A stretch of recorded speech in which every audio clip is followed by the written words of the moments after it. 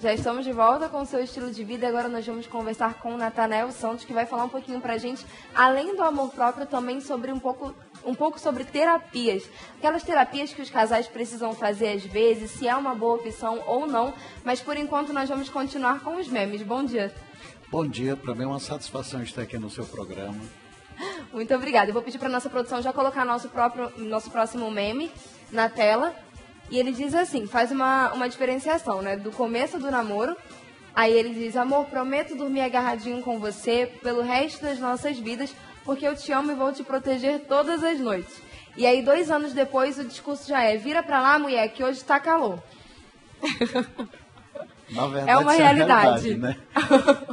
É uma realidade, porque infelizmente o ser humano, ele às vezes eu diria que ele vai se acostumando, e aí é que está o problema, porque pode cair na mesmice, pode cair da rotina, né? E essa deve ser uma preocupação a Bíblia fala em andar em novidade de vida, e eu diria para você que em todos os aspectos da vida, né? E na relação conjugal, que é o nosso caso, que a gente cuida de famílias, acompanha, não é diferente, né? Existem 2 tipos de namoro: os que dão certo e os meus.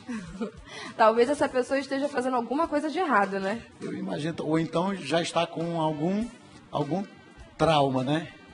Algum trauma na vida, não sei por qual motivo, entendeu? Esses tipos de trauma, esses problemas que as pessoas passam durante a caminhada, podem impedir que ela ame a si mesma?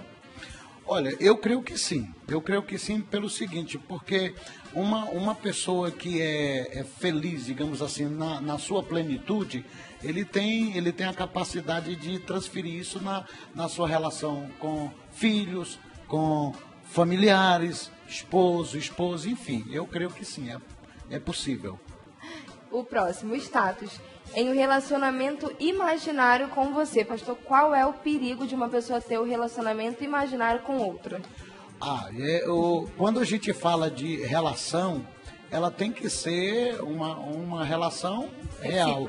Tudo, né? E outra coisa, tudo que é imaginário, você acaba tendo frustrações, como é o caso de relações que a pessoa faz via internet e depois não é nada daquilo, né? Era imaginário realmente, né? Então tem que ser real, tem que ser físico, tem que ser o contato. O ser humano, ele foi criado exatamente para manter essa relação, né, interpessoal, digamos assim. Então, quando a gente começa a conversar sobre terapia de casal, quando a gente escuta falar sobre isso, qual é a importância que esse tipo de trabalho tem na vida dos casais? Será que todos os casais precisam passar por um tipo de terapia? A terapia é um sinal de que o casamento está dando errado? Como que a gente pode explicar essa questão, né, esse processo? A questão da terapia é porque a gente criou, eu diria assim, a gente criou um protótipo de que terapia é como uma espécie de simplesmente um tratamento. De cura, né? De cura, né? E nem sempre é visto por esse lado, porque a gente sabe, eu como pastor falo, não que eu queira espiritualizar tudo, mas é que a gente, como pastor, a gente tem que ter a ótica espiritual, né? E a gente sabe que as famílias, elas são atingidas diuturnamente. E essa luta, a Bíblia diz que não é contra carne e sangue, é contra principados e potestades, né? Então as relações conjugais, elas sofrem ataques.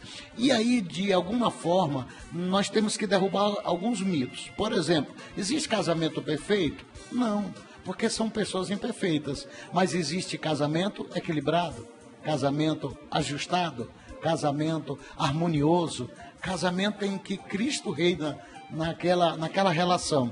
Então, algum momento da vida, a gente precisa de uma terapia, sim, mas não necessariamente você tem que se deparar com um psicólogo, um psiquiatra. Você mesmo pode exatamente direcionar isso para rever os conceitos, analisar como é que está a nossa relação.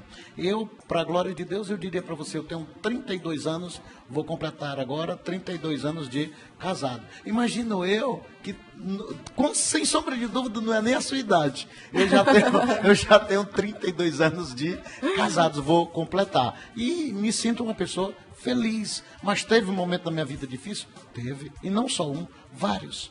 O fato de você passar dificuldade, por exemplo, Jesus estava no barco, nem por isso deixou de ter tempestade.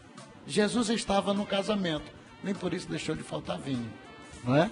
Então, é provável sim que cada um de nós tenhamos algum momento a necessidade de fazermos essa terapia, não naqueles moldes que eu lhe disse, de tratamento, mas de rever exatamente os conceitos. Autoconhecimento. Isso, exatamente. É importante que a gente faça, é interessante, por exemplo, que uma pessoa passe por esse tipo de processo, por uma terapia ou talvez por um momento de entendimento dela mesma, antes que ela entre numa relação. Por exemplo, existem coisas muito práticas que acredito que facilitem ou que dificultem um casamento, né?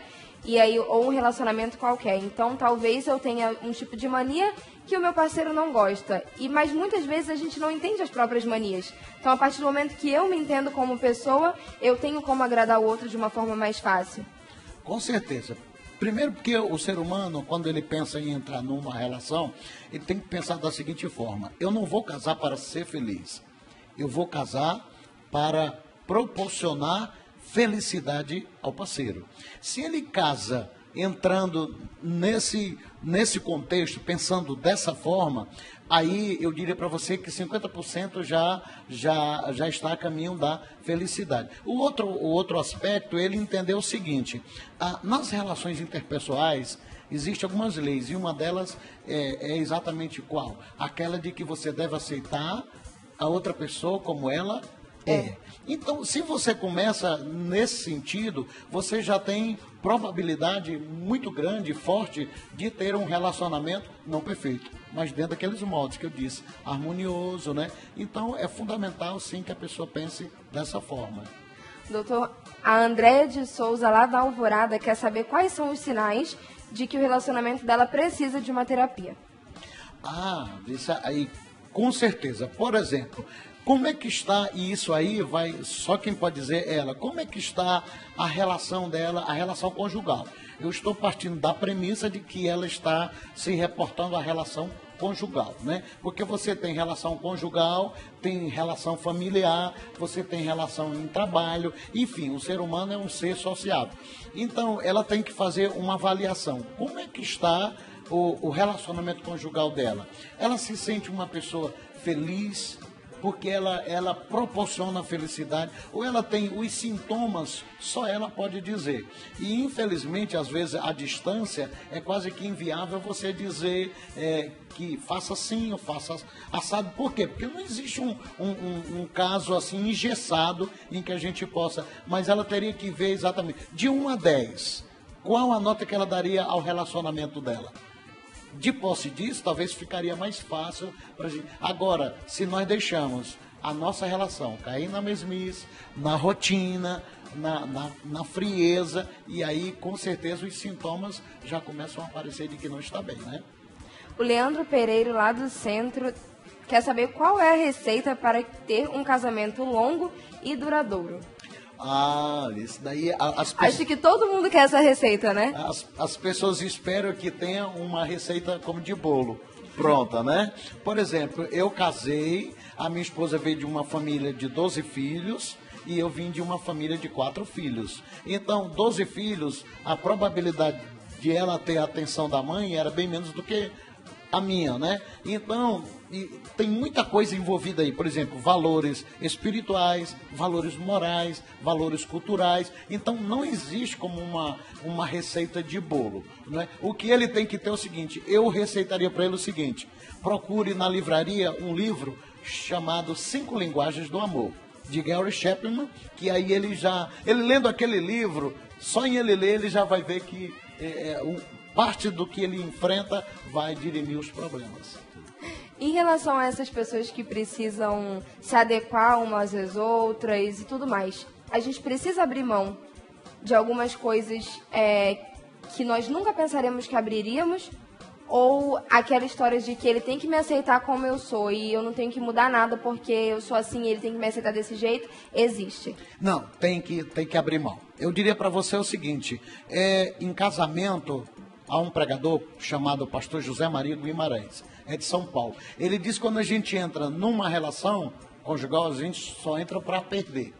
Aí ele diz, por quê? Porque você tem a vida de solteiro, você chega a hora que quer, quando casa, já não vai mais dizer, eu vou sair, eu não tenho que dar satisfação. Tem. Quando você é solteiro, você diz o meu salário. Quando você casa, você já não diz o meu salário, você diz o nosso salário. Né? Quando você é solteiro, você diz a minha casa. Quando você casa, você diz não é a minha casa, a nossa casa. Então, ele diz, é só perda. Então, eu não digo perda, mas eu digo renúncia. Uma das coisas para a pessoa proporcionar felicidade ao parceiro é tentar colocar-se no lugar do outro. E quando a gente faz isso, a gente abre mão de algumas coisas pessoais, né? Passa a ser conjunto, coletivo. Em relação à questão de que nem todo mundo vive do amor, não tem como viver somente e unicamente do amor. Além do amor, de quais coisas um casamento precisa para realmente durar, como o Leonardo queria saber, né? É que as pessoas pensam que o casamento é aquela coisinha de fada que a gente chama, né? Conto de fadas, né? E não é. Você tem que ter amor, mas tem que trabalhar, tem que ir para o distrito, tem que ir para a TV Amazonas, tem que ir para a Justiça Federal. Então, não é só amor. Amor, eu diria para você, é o alicerce, é a base, é o fundamento. São os pilares, é o pilar central, digamos o seguinte. Mas a vida continua com as lutas de sempre, os sonhos. A única coisa que a gente tem que fazer quando a gente casa é convergir para que o meu sonho seja o sonho da minha esposa. Por exemplo, a minha esposa, ela fez serviço social aos 45 anos. Eu primeiro fiz faculdade, ela disse, meu amor, eu vou abrir mão, você vai fazer faculdade, eu fiz direito, fiz uma pós, os filhos, o meu filho, e aí aos 45 anos, mas só tem um detalhe, ela nunca foi para a faculdade de ônibus, porque como eu já estava na Justiça Federal, eu sempre deixava e pegava, sempre ia... Então ela abriu mão, sim, um tempo da vida, mas ela usufruiu e eu tenho certeza que ela está feliz. E quais são os maiores problemas que normalmente chegam quando o casal precisa fazer uma terapia? Normalmente problemas do dia a dia ou problemas mais sérios? Segundo os estudiosos da matéria, os pregadores, os preletores, eles dizem que tem alguns assuntos que são cruciais. Por exemplo, questão íntima, um percentual alto, que é a questão, né, vamos dizer assim, sexual. A questão financeira, aquilo que eu disse, algumas pessoas pensam assim, é o meu dinheiro, é a minha situação financeira e acaba tendo conflito, né? E às vezes a questão também da relação com a outra família, porque quando a gente casa, a gente adquire um presente maravilhoso, que é a sogra, né? Entendeu? É fantástico, né? Eu, pelo menos, não tenho problema com a minha sogra. Também ela no Ceará e eu aqui não tem como ter, né? Entendeu? Então, quer dizer, tem alguns pontos, relação familiar com a outra família, relação financeira, relação íntima, né? São os pontos mais fortes, digamos assim, que esses que a gente encontra muito problema nos gabinetes, não é? E é verdade que quando a gente casa com a família inteira? A gente vai responder logo depois do intervalo. A produção está aqui apertando para a gente ir para o intervalo. E se você que está em casa quer saber dessa resposta também, continua com a gente. Não sai daí, porque o intervalo é muito rapidinho, a gente volta já. E se ainda não enviou sua participação, envia para a gente. 98111-4512. Nós estamos esperando por você. Não sai daí.